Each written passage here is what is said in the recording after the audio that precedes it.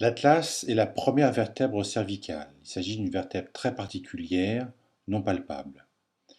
Elle est très particulière parce qu'elle n'a pas de corde vertébrale ni de processus épineux.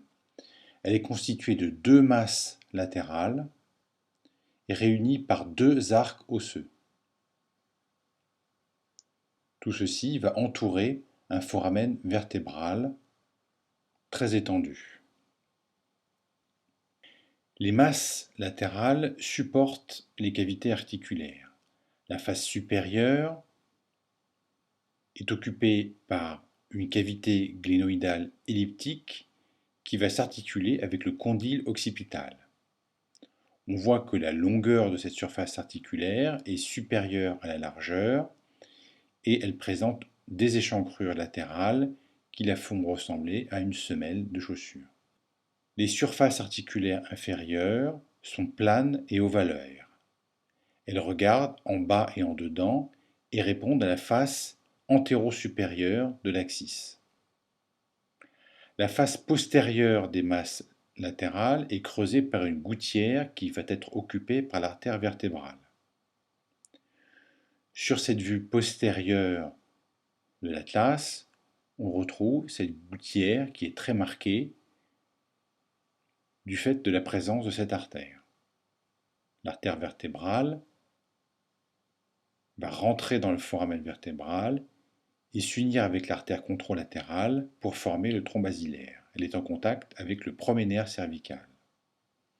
Les faces latérales des masses latérales supportent les racines des processus transverses. Sur la face médiale des masses latérales, on note la présence d'un tubercule qui va servir d'insertion du ligament transverse. L'arc antérieur de l'atlas présente un tubercule antérieur où va s'insérer le muscle long du cou. En arrière, la face postérieure de l'arc antérieur est articulaire avec le processus odontoïde de la vertèbre sous-jacente, l'axis.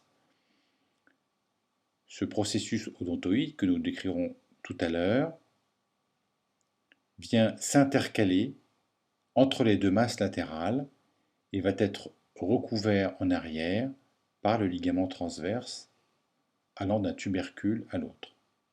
L'arc postérieur présente un tubercule pour l'insertion du muscle petit droit postérieur et présente surtout une gouttière pour le premier nerf cervical et l'artère vertébrale comme nous l'avons décrit. Les processus transverses ont deux racines qui s'insèrent sur les masses latérales et vont circonscrire le foramen transversaire.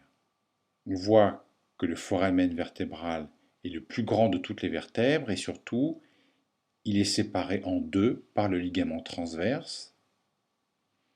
Une partie antérieure accueille le processus odontoïde de la deuxième vertèbre cervicale et la partie postérieure est occupée par la moelle épinière.